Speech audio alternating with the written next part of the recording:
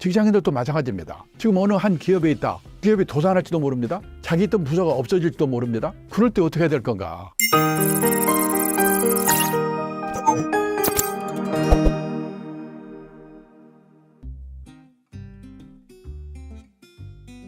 20, 30대 보겠습니다. 20, 30대 직장 생활을 시작하면서 제일 먼저 신경 써야 될 게 뭐냐면요. 연금이에요. 우리가 선진국이라고 하면 노후자금을 몇억 원씩 들고 있는 나라 이렇게 생각하는데 아니고 세상을 떠날 때까지 최소 생활비 정도를 공적, 사적 연금으로 확보하고 있는 나라. 예를 들어서요. 미국, 일본, 독일 노인분들에게 매달 주 수입원이 뭐예요? 이렇게 물어보면 연금이에요. 이렇게 대답하는 분이 60 내지 70%, 80 내지 90% 이렇게 되는 거예요. 근데 우리나라는 그렇게 대답할 수 있는 분이 학교 선생님, 공무원, 군인 일부 사람밖에 없으니까 22%밖에 안 되거든요. 그럼 그동안에 우리나라 노인들은 뭘 먹고 살았느냐? 보다시피 1980년도만 해도 자식이 도와줬죠. 72%. 근데 그게 지금 2021년에는 14%밖에 안 돼요. 몇 년 지나면요. 주 수입원이 자녀의 도움이라고 대답하는 비율이 미국처럼 0.7%, 일본처럼 1.9%, 독일처럼 0.4%. 선진국 어느 나라도 자식이 부모의 주 생활비를 도와주는 나라가 없거든요. 우리도 그렇게 가고 있어요. 그래서 뭐냐? 부부가 국민연금 드는 일부터 시작해야 돼요. 가정주부는 가입 의무는 없지만 이미 가입이 가능하기 때문에 한 달에 최저금액 9만 원씩만 30세부터 60세까지 가입을 하면요. 세상 떠날 때까지 현재 가격으로 53만 8천 원씩 받거든요. 남편 거 합치면 절대 굶을 염려 없어요. 그리고 직장인은 퇴직연금. 그걸로 모자라니까 한 달에 10만 원, 20만 원 해도 개인연금. 100세 시대는 이 3층 연금으로 노후 최소 생활비 정도 확보하는 게 노후준비의 제일 핵심 포인트다. 근데 나 이거 할 겨를도 없이 이미 퇴직을 했는데 어떡하지? 그러면 그런 분들은 주택연금, 농지연금, 산지연금 세 가지를 합쳐서 부동산연금이라고 하거든요. 부동산연금으로 최소 생활비 마련하는 방법을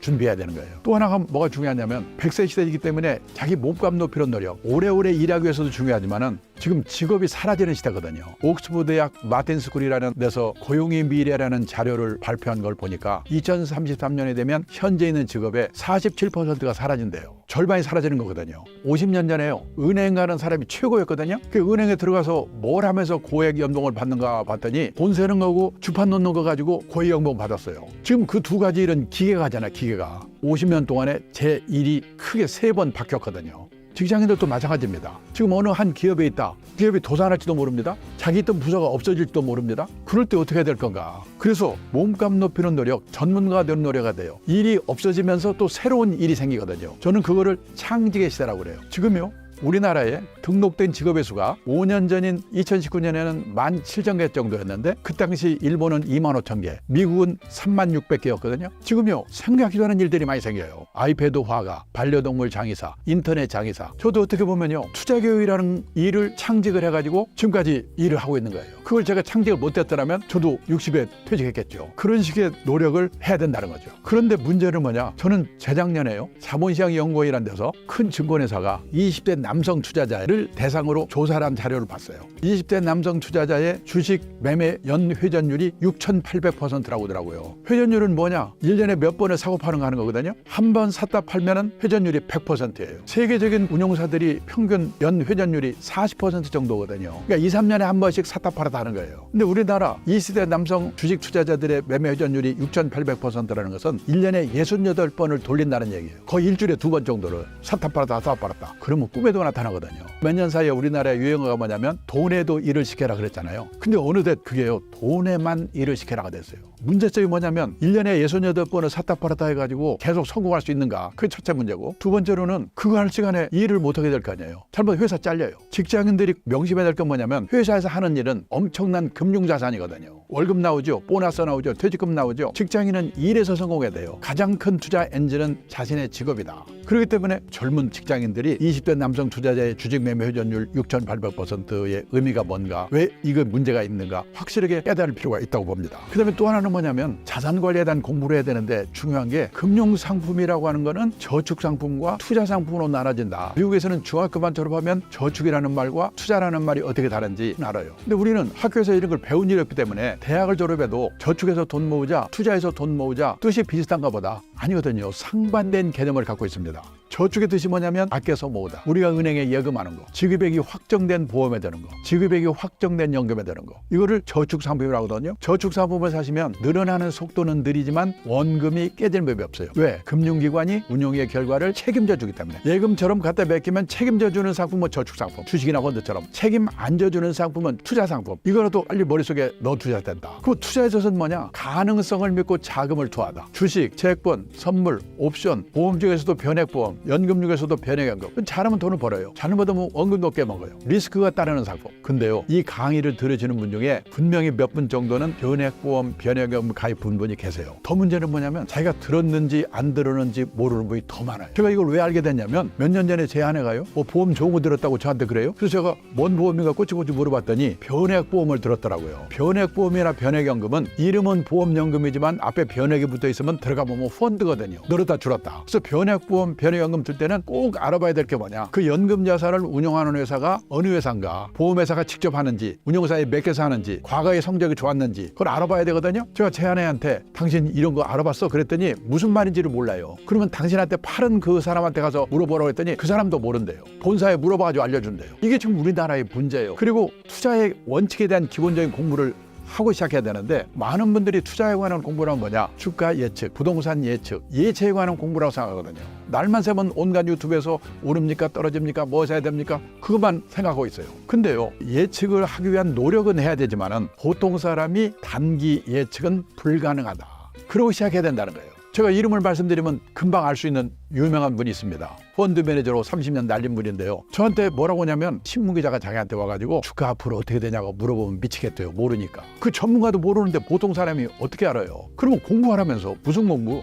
자산관리의 기본 원칙. 저는 오늘 고함질러서 말씀드리는 게 기본 원칙이에요. 그리고 전문가로 활용하는 법. 이 사람이 전문가인지 아닌지 식별하는 법. 그게 뭐냐면 한마디로 말하면 소개를 받아가지고 믿을 수 있고 신뢰할 수 있고 실력 있는 전문가 한 사람을 알아주는 게 중요하다. 그 사람한테 물어봐라. 그 사람이 제대로 하는지를 알기 위해서는 식별하는 법을 알고 있어야 된다. 그거를 저는 주장하고 있어요. 그리고 또 하나 중요한 게 뭐냐면 투자에는 리스크가 따른다는 말을 많이 듣습니다. 근데 우리나라는 리스크를 위험이라고 번역하거든요. 저는 그게 큰 문제라고 생각해요. 십몇 년 전만 해도 우리나라 어머니들이 세계에서 배짱 제일 좋았거든요. 지금 우리나라 어머니들 눈에 보이는 거는 위험밖에 안 보여요. 입에 위험이라는 말을 달고 다닙니다. 위험한 회사 들어가지 마라. 위험한 남자 만나지 마라. 지금 우리나라 어머니들이 자기도 모르는 사이에 애들을 쪼다 만들고 있어요. 큰일 났어요. 저는 리스크를 위험이라고 번역하면 안 된다고 보고, 위험의 정확한 영어, 이 데인저, 홍수 나져 죽을 위험, 폭탄 터져 죽을 위험, 이게 위험이거든요. 그러면 리스크의 정확한 번역은 뭐냐? 불확실성. 잘 될 수도 있고 잘못될 수 있는 거. 근데 잘못되는 것만 가지고 리스크라고 하면요, 절반만 번역한 거거든요. 그리고 더 문제는 얼마 전까지만 해도 소위 말하는 안전빵이라는 게 있었어요. 은행에 갔다 예금만 해도 책임져 주면서 금리를 10% 넘겨줬죠. 몇 가지 직업만 선택하면 평생 보장됐죠. 근데 앞으로는요, 결혼을 하는데도, 직업을 선택하는데도, 자산을 운용하는데도 불확실성, 리스크를 안지 않고는 풍요로운 인생을 살 수가 없는 세상이 왔다는 거예요. 근데 어머니들은 가지마 애들을 바보로 만들고 있어요. 리스크에 나타내온 용기를 갖고 도전하다. 저는 이 시점에서 우리나라의 제일 시급한 게 뭐냐? 우리도, 우리 애들도 용기를 갖고 리스크에 도전하되 관리할 수 있는 지혜를 배워야 우리한테 희망이 있다. 그래서요, 앞으로 독서도 하고 강의도 듣고 유튜브도 보고 그래가지고요, 인생을 살아가면서 여러 가지 리스크가 있어요. 그거에 대한 관리에 대해서 지혜를 배워야 돼요. 이 시간에는요, 주식 투자에 따른 리스크만 간단히 말씀드리겠습니다. 주식 투자를 하려면은 예측하는 노력도 해야 되고 좋은 종목 고르는 노력도 해야 되는데, 기본적으로는 주식 투자에 두 가지 리스크가 있다. 이걸 어떻게 관리해야 되는가? 그거는 확실하게 이해하고 시작해야 된다는 거예요. 첫째 리스크가 뭐냐? 시장 리스크. 내가 아무리 우량 주식을 갖고 있다고 하더라도요, 4년 이맘때 코로나 사태로 주가 박살날 때 미리 아셨습니까? 재작년에 우크라이나 사태로 주가 박살날 때 미리 아셨습니까? 제가 이 업계에서요 50년 일을 해왔는데, 지나고 보니까 가끔 불측의 사태가 나타나요. 그런 사태가 언제 나타날지, 그 상황이 언제 끝날지 지나고 보니까 모르는 거예요. 다만 내가 갖고 있는 주식이 우량 주식이라는 확신만 있다면 6개월 후가 될지 1년 후가 될지 2년 후가 될지는 모르지만 그 상황이 지나가면 다시 오를 수 있다. 그때까지 기다릴 수밖에 없다. 그래서 장기 투자를 하는 거거든요. 근데 제가 어디 가서 장기 투자 이야기만 하면 많은 분들이 짜증내거든요. 바빠 죽겠는데 올라요 떨어져요 그 얘기만 하세요. 모른다니까요. 그러면 어떻게 다 주식 투자를 사람들이 하냐. 전 호황 국면에서요 막바지에 꼭지에서 주식을 샀다가 물려가지고 내가 앞으로 주식을 사면 성을 간다 결심을 하고 시작했는데 주가가 살살 오르니까 여기도 돈 벌었대 저기도 돈 벌었대. 친구가 오더니 야 이거 사면 대박 터진다. 그 말 듣고 사는 거예요. 6개월 지났는데 대박은 그냥 반동하게 돼버렸어요. 본전 찾을 때까지 타이에 의해서 장기 투자로 들어가는 거예요. 그리고 장기 투자했는데 안 오른다고 그러거든요. 불량 주식을 100년 갖고 있어봐야 장기 투자가 아니거든요. 과감하게 손절매야지. 그래서 그게 뭐냐면 종목 잘못 고르는 개별 종목 리스크예요. 그래서 공부도 하고 전문가 도움도 받고 좋은 종목 고르는 노력을 해야 되는데 신의 한 이상 100% 우량 종목 고른다는 보장이 없으니까 5종목, 10종목, 20종목에 분산 투자하세요. 예를 들어서요. 석유 주식하고 항공 주식을 같이 삽니다. 그러면 석유값이 오르면 운항비용이 비싸지니까 항공주 주가는 떨어지거든요. 석유주는 올라요. 그래서 5종목, 10종목, 20종목에 평균 수익률을 높이는 노력을 해야 된다는 거예요. 한두 종목에 몰빵하는 게 아니고 그런 식의 분산 투자 이 원칙은 지켜가면서 예측을 하더라도 해야 된다. 그리고요 우리가 이제 이번 달에 50만 원을 쓰고 남은 돈 50만 원을 가지고 노후 대비 금융상품을 사야 되겠다. 그러면 그 살 때 어떻게 해야 되는가. 전문가를 찾아갑니다. 50만 원씩 상품 주세요. 그래서 이거 사십시오. 그러면 이거 좋은 거죠? 예 좋은 겁니다. 진짜 좋은 거죠? 예 진짜 좋은 겁니다. 그거 사는 거예요. 그러지 말고 여기 있는 6가지를 꼼꼼하게 살펴보고 가입을 해라. 이런 걸 질문을 해야 그 담당자도 긴장을 하고 조심을 하게 됩니다. 자 첫째 물어볼 게 뭐냐면 저한테 사라고 하는 이 상품이 예금처럼 갖다 맡기면 책임져주는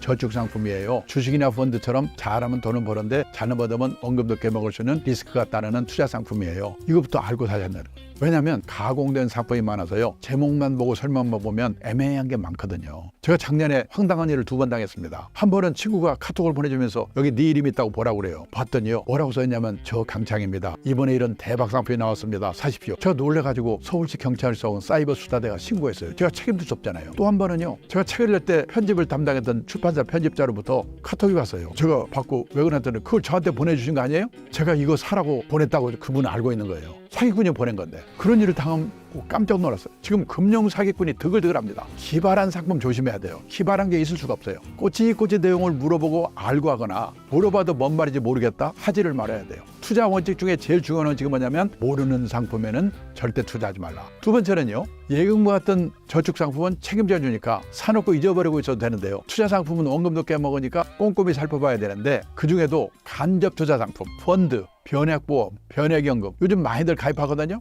이거는 어디 가서 사느냐? 국민은행, 삼성증권, 농협 사는 데도 중요해요. 근데 더 중요한 거는 그 간접 투자 상품을 돈 벌게도 하고 말아먹기도 하는 데가 있습니다. 무슨 투신운용사, 무슨 자산운용사, 운용회사 우리나라에 한 300개쯤 있어요. 무지개 많거든요. 실력 있는 운용회사 상품을 사야 되는데 그런 회사가 몇 개 없어요. 근데 그거를 물어보고 사는 사람이 100명에 1명도 없습니다. 그걸 누구한테 물어보냐? 그동안 사귀던 전문가한테 물어보는 거죠. 근데요. 제가 어디 가서 강의가 끝나면 가끔 어떤 분이 저한테 오셔가지고 저 펀드 사서 깨먹었는데 어떻게 해야 돼요? 저 물어봅니다. 그 펀드 어느 회사가 운영하는데요? 아직까지 운용회사 이름을 알고 대답하는 분을 본 일이 없어요. 그 다음에 단서조항. 금융상품에는 단서조항이 있는 상품이 많아요. 단서조항이 나쁜 게 아니고 알고 하셔야 돼요. 특히 보험회사 상품에 단서조항이 많습니다. 3년 이상 장기로 가입하면 뭐 이러는 좋은 점이 있습니다. 근데 그거를 꼭 확인하고 사셔야 된다. 확인 안 하고 나중에 샀다가 싸우고 막 난리들 치고 있거든요. 그다음에 네 번째는 적합성. 어떤 사람한테는 참 좋은 상품인데 나한테는 맞지 않은 상품이 있어요. 제가 옛날에 사장을 할 때 사무실을 가끔 돕니다. 그러면 제가 지나가는 순간에 컴퓨터를 팍 끄는 친구가 있어요. 왜 껐냐? 둘 중에 하나. 야한 사진 보고 있었거나 아니면 주식하는 친구. 근데 그런 친구 중에